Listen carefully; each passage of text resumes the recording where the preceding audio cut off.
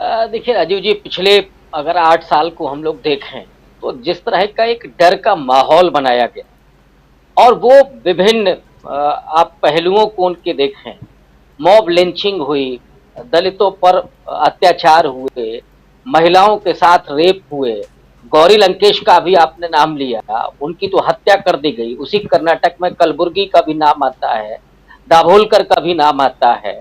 और वहां से चले आइए तो उत्तर भारत तक जिस तरह का पूरा माहौल बनाया गया है, और दूसरी तरफ विपक्षी दलों पर वो जो ईडी और आईटी के छापे हैं, वो भी एक तरह का खौफ ही पैदा करने की कोशिश है।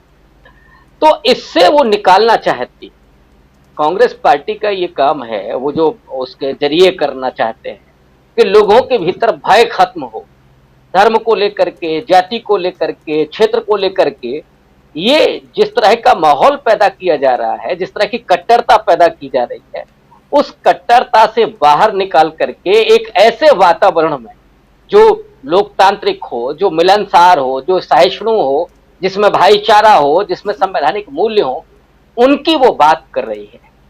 और इसी लिहाज से कांग्रेस पार्टी का ये जो स्लोगन है कि डरो मत, कांग्रेस आ रही है। लेकिन अब सवाल ये है कि क्या वास्तव में लोग इस डर से अभी निकल पाएंगे? कांग्रेस पार्टी क्या वो भरोसा अभी दे पा रही है? ये तब तक संभव नहीं है जब तक सत्ता परिवर्तन ना हो, क्योंकि उसी कर्नाटक में आप एक मदरसे में जाकर के पूजा अर्चना होती है। और मुझे ताज्जुब इस बात का है कि क्या मंदिर कम हो गए हैं पूजा करने के लिए?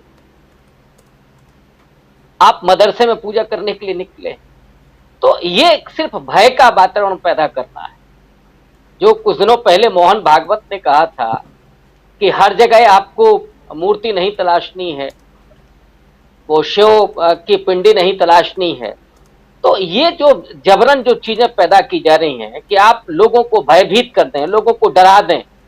और अमित शाह का वो बयान आप याद कीजिए, वो कहां कहां से डराए जा रहे हैं। उन्होंने कहा कि कुछ थोड़े डराने वाले भी वीडियो तो व्हाट्सएप से लेकर के सोशल मीडिया होते हुए और जमीन पर मॉब लिंचिंग तक के जो कृत्य हुए हैं, उनके जरिए जो डर और भय पैदा किया गया है, उससे निकलने की बात कांग्रेस पार्टी कह रही है। और मुझे लगता है कि पहली जीत जो है वो साइकोलॉजिकल ही होती है। अगर मनोवैज्ञानिक रूप से कांग्रेस पार्टी के कार्यकर्ता और जो आम आदमी है जो भय में है, अगर वो इससे बाहर निकलता है, तो उसके बाद आपके लड़ाई की प्रक्रिया शुरू होती है।